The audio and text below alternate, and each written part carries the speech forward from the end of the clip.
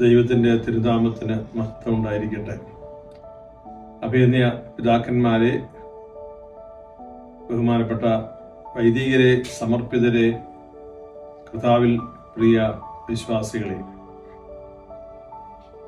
സാർവത്രിക സഭയുടെ പരമാധ്യക്ഷനായിരുന്ന ഫ്രാൻസിസ് മാർപ്പാപ്പ തിരുമേനിയുടെ ദേഹാവിയോഗത്തെ തുടർന്ന് 9 ദിവസത്തെ ദുഃഖാചരണത്തിന് സമാപനമായി.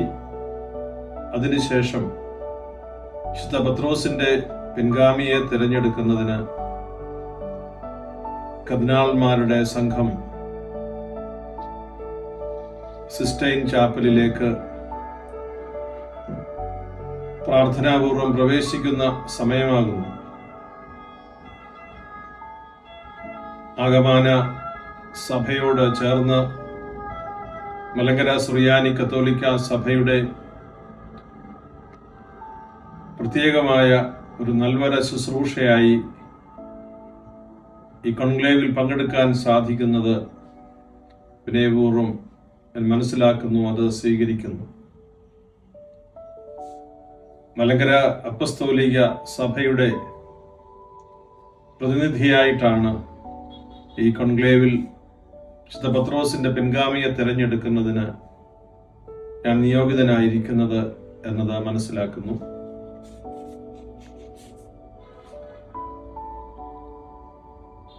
സാന്താ മാർത്തായിൽ ഇന്ന് കർദിനാളന്മാരെല്ലാവരും വൈകുന്നേരം ഒരുമിച്ച് കൂടുമ്പോൾ അവിടേക്ക് പോകാൻ ഞാൻ ഇറങ്ങുന്ന വേളയിലാണ് നിങ്ങളോട് സംസാരിക്കുന്നത്.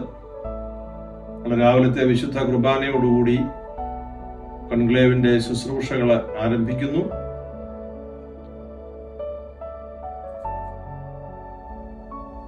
സാന്താ മാർത്തായിൽ പ്രവേശിച്ചു കഴിയുമ്പോൾ ബാഹ്യലോകവുമായിട്ടുള്ള എല്ലാ കമ്മ്യൂണിക്കേഷൻസും അവിടെ വിച്ഛേദിക്കുകയാണ്. പുതിയ പാപ്പായെ തിരഞ്ഞെടുത്തതിന് ശേഷം പരിശുദ്ധ പിതാവ് ബാൽക്കണിയിൽ വന്ന് നഗരത്തെയും ലോകത്തെയും ആശീർവദിക്കുന്നതിന് ശേഷമാണ് ഞങ്ങൾക്ക് ആരോടെങ്കിലും ടെലിഫോണിലൊക്കെ ബന്ധപ്പെടുവാൻ സാധിക്കുകയുള്ളൂ. അഭിനന്യ പിതാക്കന്മാരുടെയും ബഹുമാനപ്പെട്ട വൈദികരുടെയും സമർപ്പിതരുടെയും ദൈവമക്കളുടെയും തീവ്രമായ പ്രാർത്ഥന ഈ വലിയ ഉത്തരവാദിത്തപ്പെട്ട ശുശ്രൂഷയിൽ വിശുദ്ധ പത്രോസിന്റെ പിൻഗാമിയെ തിരഞ്ഞെടുക്കുക എന്ന ഉത്തരവാദിത്വത്തിൽ ദൈവകൃപ ലഭിക്കുന്നതിനായി നമ്മളെല്ലാവരും പ്രത്യേകം പ്രാർത്ഥിക്കണം. കർദിനാൾമാരുടെ തിരുസംഘത്തിനായിട്ട് പ്രത്യേകം പരിശുദ്ധ അമ്മയുടെ മാധ്യസ്ഥം അപേക്ഷിച്ച് പ്രാർത്ഥിക്കണം. എളിയവനായ എനിക്ക് നമ്മുടെ സഭയുടെ പ്രതിനിധിയായി ഈ വലിയ ശുശ്രൂഷയിൽ പങ്കെടുക്കുവാൻ സാധിച്ചതിൽ ദൈവത്തോട് ഞാൻ നന്ദി പറയുന്നു. ഒപ്പം ആ ശുശ്രൂഷ ഏറ്റവും ഭംഗിയായി ദൈവഹിതപ്രകാരം നിർവഹിക്കുന്നതിന് ആവശ്യമായ പരിശുദ്ധാത്മ നൽവരത്തിനായും നിങ്ങളേവരും പ്രാർത്ഥിക്കണം.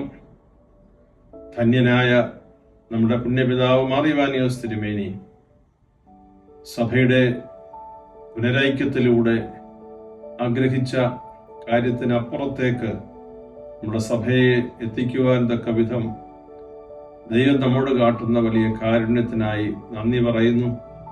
നിങ്ങളെല്ലാവരെയും ഈ ദിവസങ്ങളിലെ പ്രാർത്ഥനകളിൽ പ്രത്യേകമായി ഞാൻ ഓർക്കുന്നു.